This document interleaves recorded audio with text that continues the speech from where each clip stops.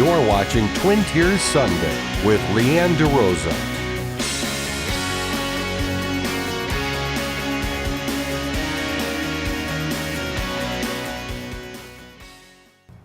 Welcome to Twin Tiers Sunday. I'm your host, Leanne DeRosa. Today, I'm touring around Elmira and learning all about its rich history.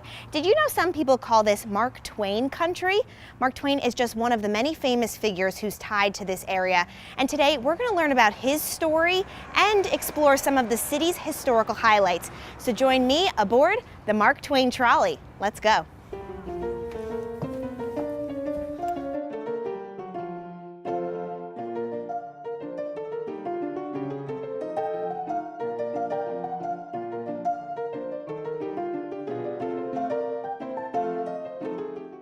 Today I'm joined by Mark Del Grosso. He is the trolley master here for the Mark Twain Trolley. Thanks for joining me today. Oh, it's my pleasure. Now, you have been doing this for 15 years, so you know it very well.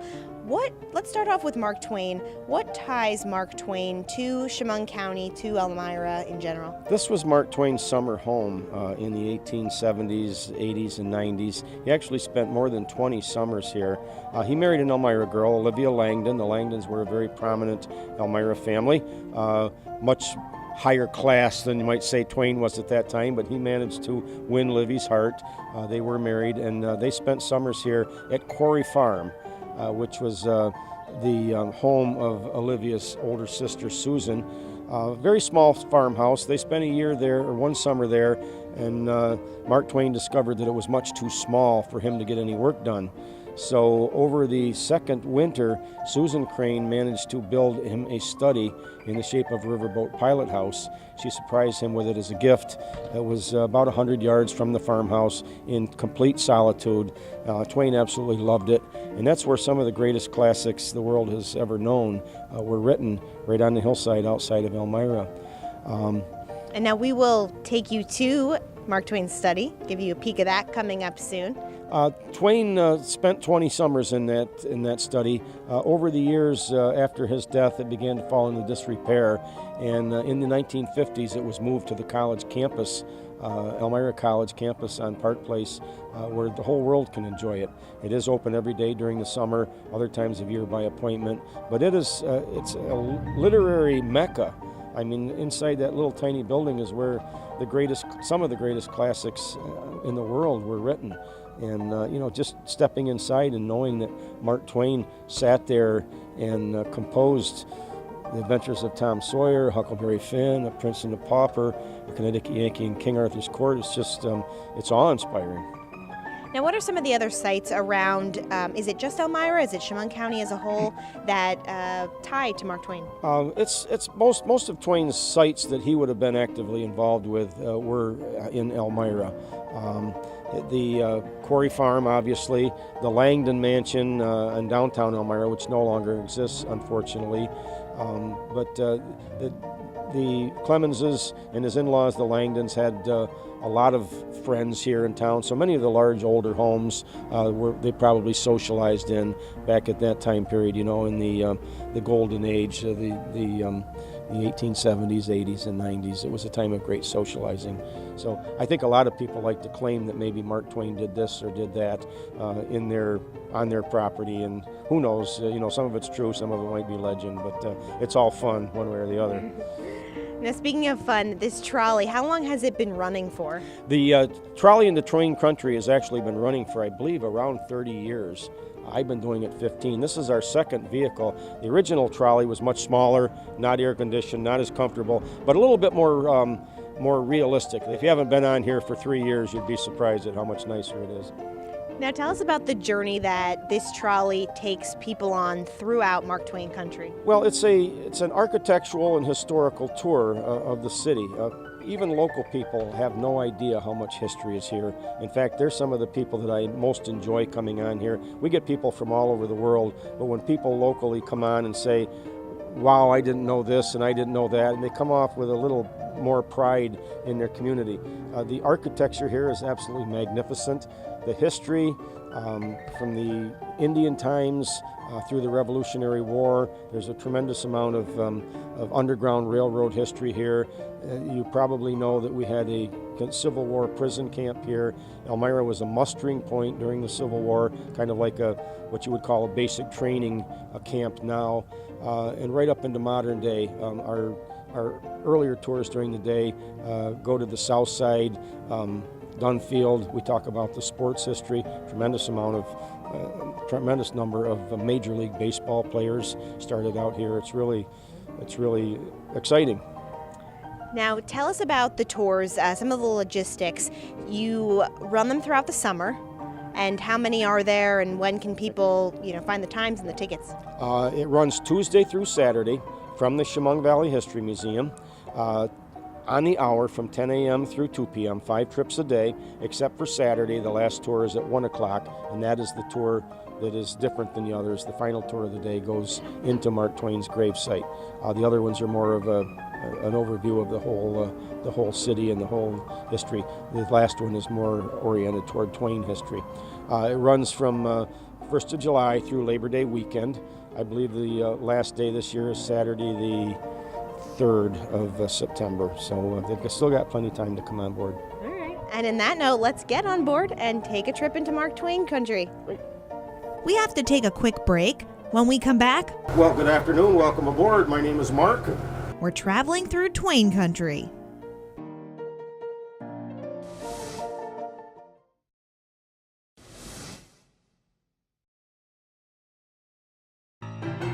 All aboard the Mark Twain trolley. Today, we're traveling through Elmira to see what ties the famous author to our neck of the woods. Well, good afternoon. Welcome aboard. My name is Mark. On behalf of the Chemung Valley History Museum, the Chemung County Chamber of Commerce, and TLC Limo, we'd like to welcome you to Chemung County, Mark Twain country and Old 73. These hour rides offer more than just the story of Mark Twain. They take you past some of the historical highlights in Elmira, too. From the county courthouse, which was built during the Civil War, to art museums, churches with ties to the Underground Railroad, some of Elmira's old Victorian homes, and much more. Now, I won't be telling all the stories and won't give out too many spoilers, but I will show you some of the stops along the journey. Now, we do refer to our community as Mark Twain country because Samuel Langhorne Clemens, better known as Mark Twain, spent over 20 summers here. And right here is where he wrote his greatest classics, including The Adventures of Tom Sawyer and Huckleberry Finn. You may know how Sam Clemens decided upon the pen name of Mark Twain. Actually, that wasn't his first pen name. Before Mark Twain, he used such monikers as Phineas T. Blab and Sergeant Fathom. But he decided on the name of Mark Twain because of his love of the Mississippi River and Mississippi River boats. Sam Clemens was actually a Mississippi River boat pilot for about a year. Well, a riverboat has a flat bottom that allows it to travel in very shallow water. An empty riverboat only needs about 6 feet of water. Even when fully loaded, they only require about 12 feet. There was no sonar back in Twain's time, so it was the job of the leadsman or linesman to determine the river depth, which they did with a long calibrated rope with a lead weight on the end. They'd throw the rope overboard and then read the marks and shout the depth up to the pilot in the wheelhouse. One mark would stand for 6 feet of water or 1 fathom. They'd shout that up to the pilot as Mark Ike. Another mark on the rope would stand for 12 feet of water or 2 fathoms. They'd call that up to the wheelhouse as Mark Twain. So let's take a step back. What brought him here? Twain's association with Elmira, New York goes back to the year 1867. Sam Clemens was on a steamship taking a tour of the Holy Land when he met Charlie Langdon from Elmira. They became friends, and then Sam got a glimpse of a picture of Charlie's older sister Olivia, and it was love at first sight. When they got back to New York, Sam finagled his way up to the southern tier to meet the family. But it wasn't exactly love at first sight on Livy's part. She thought Mr. Clemens was a very nice older man, a bit rough around the edges, but a good friend of Charlie's. She had no romantic interest in him whatsoever. It took Sam Clemens 3 years, no fewer than 3 proposals before he finally did wear her down. They were married, and it was a lifelong romance. You see, Mark Twain and Livy never actually owned a home in Elmira. Instead, they would come here every spring from their Hartford, Connecticut home to stay at the home of Susan and Theodore Crane. Susan Crane was Livy's sister, and the Cranes had no children of their own, so they enjoyed having Sam and Livy and their 3 little daughters fill up their farmhouse every spring. Unfortunately, that's what they did, fill it up, so much so that there was no privacy for Sam to write. Susan Crane was concerned that one year they might decide not to come back here. So she had this, she had this little study designed in the shape of a riverboat pilot house, then secretly built high atop the hill overlooking her farmhouse in the valley, and surprised Sam with it as a gift. And that brings us to our next stop. Nestled among the trees of the campus, you'll see a small brown wooden octagonal-shaped building. This is the study where Mark Twain wrote his greatest classics, including The Adventures of Tom Sawyer, Huckleberry Finn, A Prince and a Pauper, A Connecticut Yankee in King Arthur's Court, and many others. There he had all the privacy he needed to do his writing. Even his 3 daughters had to have an appointment to visit him in the study. Some say Susan Crane had it built so her brother-in-law would have somewhere to smoke his cigars. Besides, in her farmhouse, Twain was known to smoke nearly 40 cigars a day. Well, in a minute, we'll let you step inside the study. It doesn't smell like cigars anymore. There you'll see many original furnishings and photos, either of the study itself or of Quarry Farm, which was the name of Susan Crane's home, which was also donated to Elmira College, but is not open to the public. That little building was moved here to the Elmira College campus back in 1952 because of the threats of brush fire and vandalism. Originally, it sat high atop East Hill, about 3 miles from here, overlooking the city at Quarry Farm. Since we were stopped on the campus, Mark, our trolley master, told us the story of how this college got started. It actually stems from Olivia Langdon's father, Jervis. Jervis Langdon especially believed that women had the right to an education equal to that of men. The women of the mid-1800s were not even allowed to attend college, so Jervis put his money where his mouth was. He and a number of his wealthy contemporaries would pool their money together to form a college that would not only admit women, it would be exclusively for women. Nonetheless, Elmira Female College would first open its doors in 1855. Not only would it be the first college in the nation exclusively for women, it would be the first in the nation to grant women a degree equal to that of men. And right next to the Mark Twain study is Coles Hall. The beautiful building in front of you is Coles Hall, the very first building built on the Elmira Female College campus. For 40 years, this was the entire girls' school, named for Dr. Augustus Coles, first president of Elmira Female College. You don't get to go in on the tour, but if you do have a chance, you should. There stands an exhibit all about Mark Twain.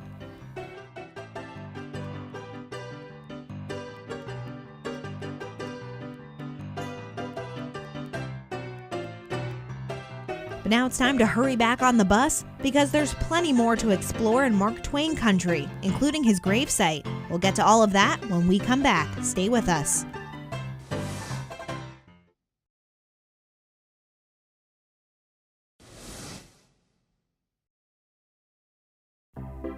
Welcome back. We're only halfway through our trip on the Mark Twain trolley. After stopping by the Elmira College campus to see his study, it was back on the bus. Also coming up momentarily on the left, we'll be passing by Woodlawn Cemetery, the area's largest cemetery with over 90,000 graves. That's about triple the current living population of the city, and at over 240 acres, by far the largest cemetery in the region. On the hillside to the left, unfortunately hidden from view, the final resting place of Mark Twain, Samuel Clemens, and the entire Clemens family, but we will be going in there shortly. When we reach the Clemens plot, you'll be able to read many of the epitaphs on the stones that were penned by Twain himself, as he did outlive nearly his entire family. Ladies and gentlemen, before you lie the remains of Samuel Langhorne Clemens, known to the world as Mark Twain. Sam Clemens was born in November of 1835, and when he was born, Halley's Comet was visible in the sky. Toward the end of his life, Twain often made the comment, "I rode in on Halley's Comet. It's coming around again very soon, and I hope to ride out with it. It'll be the greatest disappointment of my life if I don't."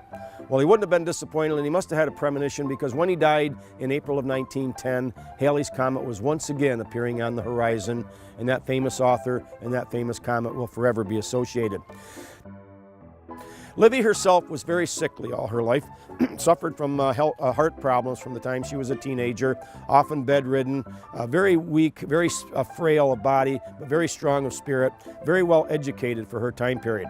They were living in Florence, Italy for her health. The climate was better there when in 1904, at the age of 59, Livy succumbed to heart failure. When Livy died, Mark Twain's whole world was turned upside down. He never recovered from Livy's death. His whole personality changed after Livy died. Gone were the lighthearted writings of his earlier years. His works became very somber and morbid. He became basically a very bitter, broken old man for the remainder of his life.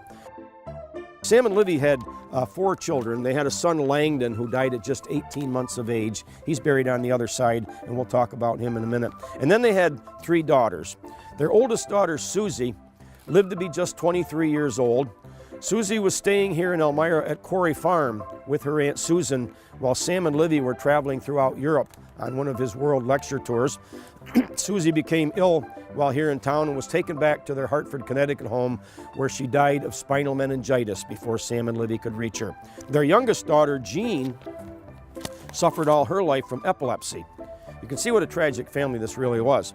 Jean was living with Mark Twain at his final home in Reading, Connecticut, when on Christmas Eve of 1909, at the age of 29, Jean drowned in the bathtub while suffering an epileptic seizure. When Jean died, Twain did not even return to Elmira with her body for her burial. He said he couldn't deal with it, but he himself would be returned just 4 months later in April of 1910, when at the age of 74, he would succumb to heart failure. The only one of his entire family who would outlive Mark Twain was his middle daughter, Clara. Clara lived to a ripe old age of 88. She died in the 1960s. She was a concert singer. Her husband, she married an Austrian composer by the name of Osip Gabrilowicz. He was the conductor of the Detroit Symphony. They lived in Detroit most of their life. Osip absolutely adored his father-in-law and requested that when he died, he be buried at the feet of Mark Twain. And that's why his grave is located where it is. After Osip died, Clara had this monument erected to her father and her husband. This is the monument I told you is exactly 12 feet tall, which is 2 fathoms, which is Mark Twain in height. Now, Osip and Clara had one daughter, Nina. Nina Gabrilowicz never married and never had children, so Mark Twain's family bloodline ended in 1966 when Nina died of a drug overdose. Nina was an actress, not a very successful actress. She was in a few plays, a few B-grade movies, but she had a lot of demons living under the shadow of her famous grandfather. She took her own life in a Los Angeles hotel room, ending Mark Twain's family bloodline. Or did it? Recent revelations are beginning to prove that Nina had a daughter out of wedlock in 1936. That daughter has written a book, The Twain Shall Meet. Her name is Susan Bailey. She claims to be Nina's illegitimate child. Shortly after Osip died, Clara took Nina to Austria on a very impromptu trip. Nina was about 16 and a half years old at that time. They were gone for about 7 or 8 months, and when they came back, everyone said Nina was very reserved and quiet. Her personality had changed. So this is probably when Susan Bailey was born. DNA testing is inconclusive right now. It hasn't ruled it out, but because it's down through a line of 3 women in the lineage, I guess there's something about it. The DNA isn't as reliable as if there are males in the lineage. So right now, it's not conclusive. But the Mark Twain Museum and Home in Hartford, Connecticut, is working with Susan Bailey to try to prove that she is Nina's daughter. If so, Mark Twain will have had a great-granddaughter and several great-grandchildren. So stay tuned for that. I think it's pretty exciting. Mark, our trolley master, went on to tell us the stories of the extended family members who lie next to Mark Twain's grave. But you'll have to hop on the trolley to hear them. We continued on our way through Woodlawn, where Mark pointed out the other prominent Elmirans who are buried there as well. And as our journey continued back through Elmira, our trolley master told stories of the flood of '72 and pointed out more Victorian homes. But soon the trolley tour came to an end. After the break, find out how you can join in on the adventure. Stay with us.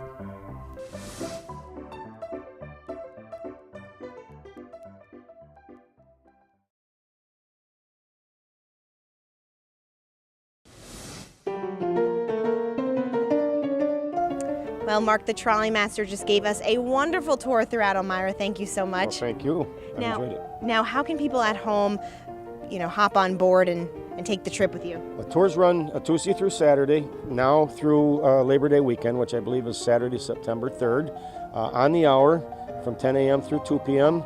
The last tour of the day on Saturday is at 1 p.m.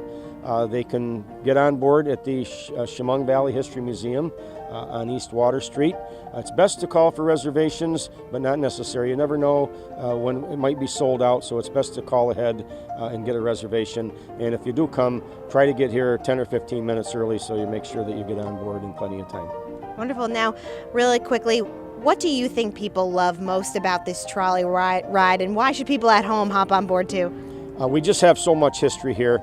It's called the Trolley into Mark Twain country, but there's so much history. It, of course, centers on Mark Twain, but there's so much more here to learn than Twain himself. All right, well, you heard the man. Hop on board. Come discover the rich history that's right here in Chemung County and in Elmira. Now, that does it for us today on Twin Tiers Sunday. Thanks so much for joining us on the ride. Let's go hop on. We'll take another Let's go. ride around the block.